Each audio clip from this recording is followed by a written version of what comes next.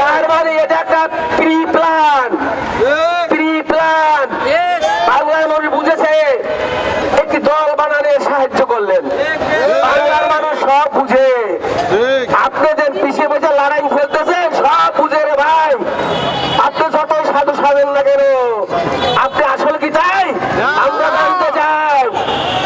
আমরা আপনার কাছে এনসিপি ছাত্র বেঈমান কি করে, 6 জন 7 জন ছাত্র মিলে সমস্ত ছাত্রদেরকে কলঙ্কিত করেছে। যারা রক্ত দিয়েছে তারা ছিল প্রাইভেট ইউনিভার্সিটির ছাত্ররা, তারা ছিল শ্রমিক, তারা ছিল কৃষক, তারা ছিল রিক্সাওয়ালা, তারা ছিল দিনমজুর, তারা ছিল কলেজের ছাত্র ভাইরা, তারা ছিল আমার মা বোন ভাই, বিএনপি পরিবার। কেউ কিছু দাবি করেনি, সুযোগ দাবি করেছে। একটি গণতন্ত্র পূর্ণ প্রতিষ্ঠা। বাংলাদেশে গণতন্ত্র নেই আজ 18টি বছর হয়ে গেল, কারণ 18টি বছর বাংলার মানুষ ভোট দিতে পারেনি। আপনারা জানেন যে দেশে ভোট নেই সে দেশে গণতন্ত্র নেই, তাই 18টি বছর বাংলাদেশে গণতন্ত্র ছিল না। যে গণতন্ত্রের লড়াই আমরা আপনারা সকলে মিলে রয়েছি, একটি নির্বাচন, একটি সুষ্ঠু ভোট। তাই বর্তমান সরকারকে, একজন ভোটবিহীন সরকারকে দায়িত্ব দেওয়া হয়েছিল 3 মাসের মধ্যে একটি সুন্দর নির্বাচন দিয়ে গণতন্ত্র পূর্ণ প্রতিষ্ঠা করে আপনি বিদায় নেবেন। আপনি বিদায় না নিয়ে বাচ্চাদেরকে দিয়ে একটি দল বানানে সাহায্য করলেন। বাংলার মানুষ সব বুঝে। আপনাদের পিছিয়ে বসে লড়াই ফেলতেছেন, সব বুঝে রে ভাই। আপনি যতই সাধু সাধেন না কেন, আপনি আসলে কি চাই আমরা জানতে চাই।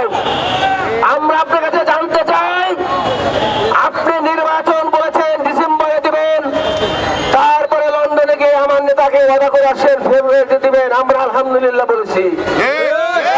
আমার নেতা আপনার কথা মেনেছে, আপনি ফেব্রুয়ারি বলেছেন, বলেছে ঠিক আছে।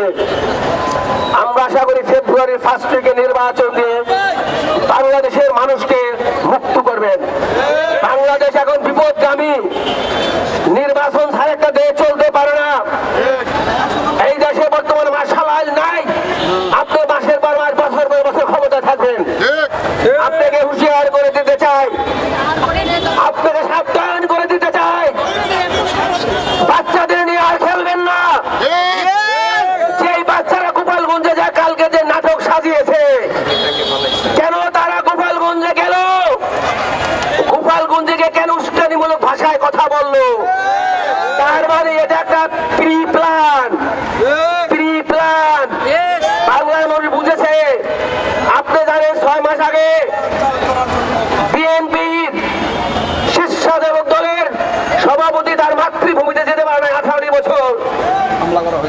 5 তারিখের পরে সে তার নেতা কর্মীদের নিয়ে তার মাতৃভূমিতে গিয়েছিলেন। সেখানে তাদেরকে নির্মম ভাবে জর্সিং করে তাদেরকে মেরে 2 জনের লাশ ফেলে দিয়েছিল আমার 2 ভাইয়ের। আপনি যদি তখন আইন দেখায়, আইনের শাসন দেখে তাদেরকে কাঠঘরে আনতেন, তাদেরকে অ্যারেস্ট করতেন, আজকে এই জিনিস দেখতে হয় না দ্বিতীয়বার। তাই আমি বলতে চাই, বিএনপি মরলে আপনার কাছে খবর পৌঁছায় না কেন? আর একজন এনসিপি মারা গেছে, আপনারা সবে ক্যান্সারের রোগীর মতন ফালাফালি শুরু করে দিচ্ছেন। বাংলা মানুষ সবাই সমান, সবাইকে সমান চোখে দেখবেন। ডাক্তার সাহেব, আমি কথা দীর্ঘায়িত করব না।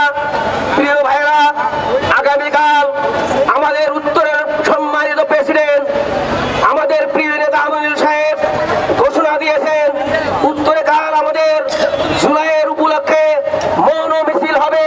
সেই মিছিলে প্রধান অতিথি থাকবেন আমাদের স্ট্যান্ডিং কমিটির মেম্বার সালাউদ্দিন সাহেব সহ উত্তরের সকল নেতা কর্মী থাকবেন। আপনারা সকলে সেখানে উপস্থিত থাকবেন। মিরপুর 12 নম্বরে আপনাদের সকলকে আজ ধন্যবাদ জানিয়ে আজকের মধ্যে আমি বিদায় নিচ্ছি। কালকে টাইম 3টা, আর আজকে এখন কি বলবো জানেন? তারেক রহমান বীরের বেশে আসবে ফিরে বাংলাদেশে, বাংলাদেশের প্রাণ তারেক রহমান। সকলকে ধন্যবাদ জানিয়ে আজকের মধ্যে সংক্ষিপ্ত আর সভা শেষ করলাম। আর কালকে